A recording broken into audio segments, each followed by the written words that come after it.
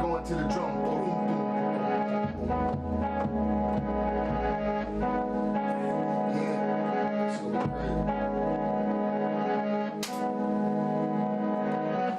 Boom, boom, boom, boom, boom, boom, boom.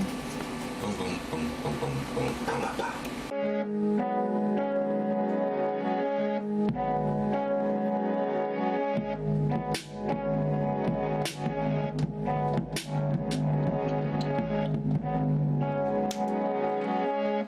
Hold it fast, though.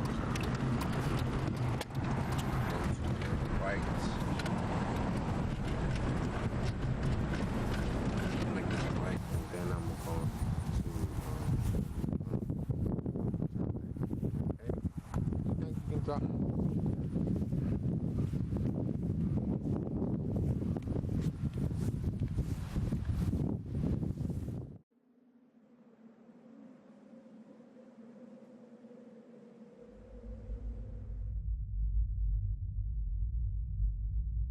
The passing of my brother actually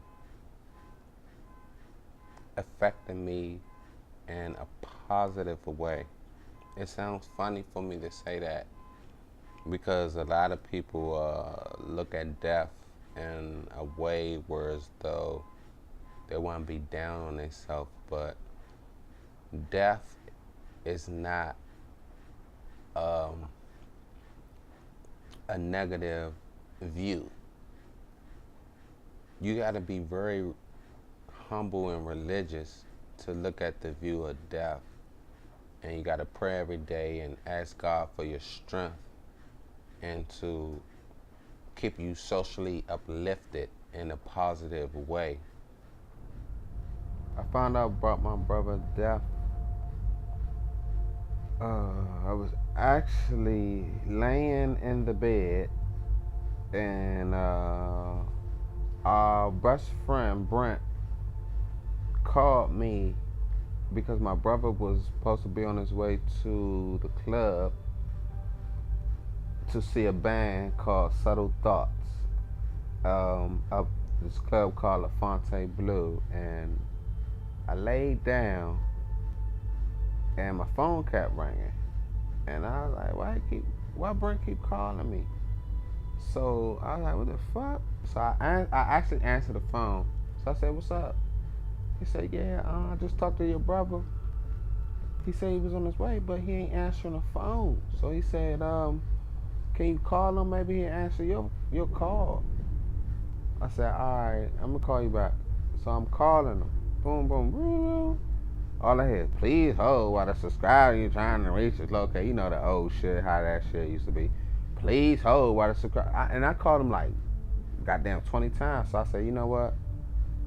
I don't know, I don't know. So I said, Brent, I called him, but the shit keep going to voicemail and shit. So I said, I'm about to lay down. I'm tired, you know what I'm saying? Whatever. So boom. Next thing you know, I lay down on the same couch I'm on right now. I just had like lay down, and I had a knock at the door. Boom, boom, boom, boom, boom, boom. And I'm like, what the fuck? You know what I'm saying? Like, what the fuck is going on? Louder than I had again. Boom, boom. So I'm thinking it's my brother, and he like ain't got no keys to get in the house. But when I went to the peephole, I see like 5 Prince George's County police. And I'm like, what the fuck? I'm like, oh shit. You know what I'm saying? Cause I was doing my little shit at the time. So I'm thinking these motherfuckers niggas about to come in, but they would have been kicked the door in if it was that serious. But so I go to the door, and they like, I'm like, yeah, hello. They're like, you Lionel Purdy? I'm like, yeah, what's up? They said, we need to talk to you. And like before this, like the feds jumped out on me right before he even left out the house looking for like drugs and guns. I ain't had shit, you know what I'm saying? I wasn't doing shit or whatever. So I'm like, what the fuck? You know what I'm saying? So boom. So I like, what's good? They said, we need to talk to you personally. Alright. So I was like, alright, fuck it. So I opened up the door and shit. They said, you need to sit down. So they come in. My mom was in Jamaica at the time. You know what I'm saying? My mom was in Jamaica. And my mom was more worried about something happening to me than my brother. So boom, I uh I sat down.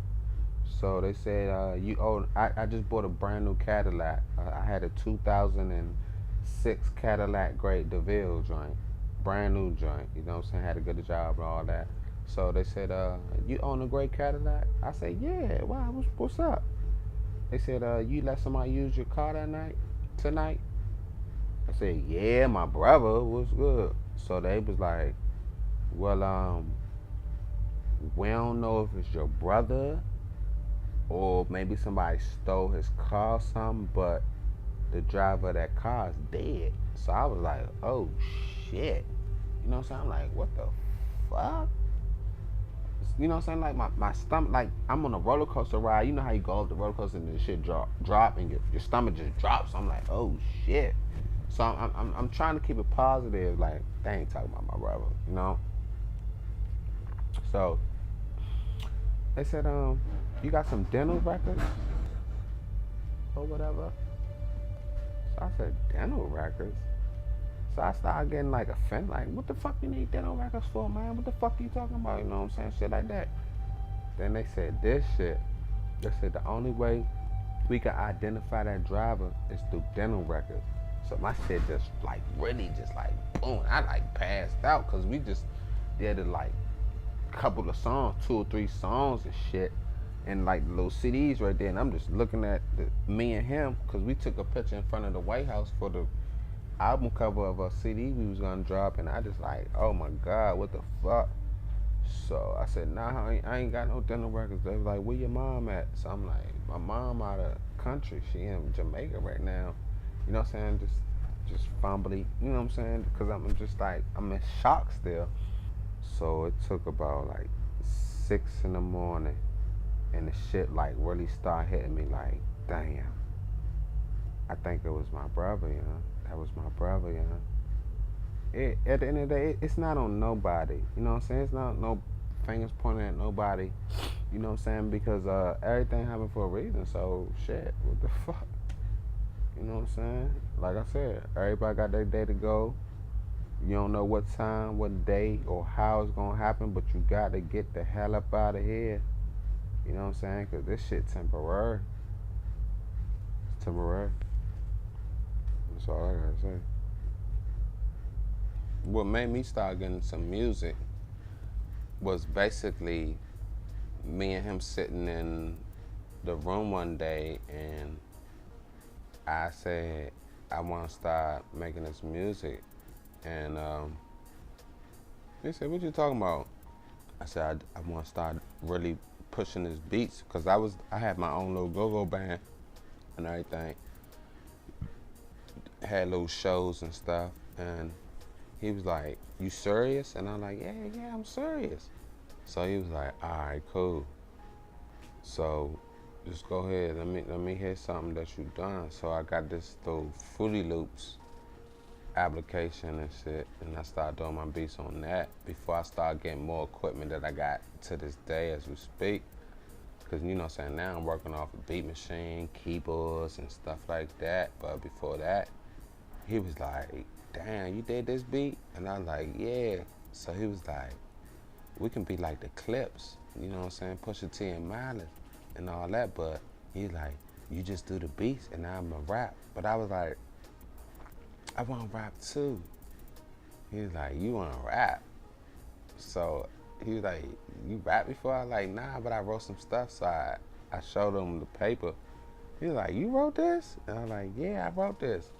He's like, damn, this is nice. And then next thing you know it, I had did like one of my first beats. And he heard it. And he was like, all right, let me hear it again.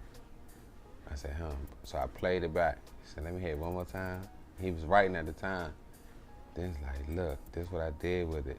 My inspiration behind this music is my whole life. Me living, me honestly just telling the story of my life and everything that I see around me, and turning on the news and seeing stories and people just doing crazy shit You know what I'm saying? I ain't like really rapping upon it, but everything come to life, and it's just crazy because you know you got motherfuckers going on here shooting up schools, selling drugs, getting locked up, killing their wife, losing their job, blah blah blah.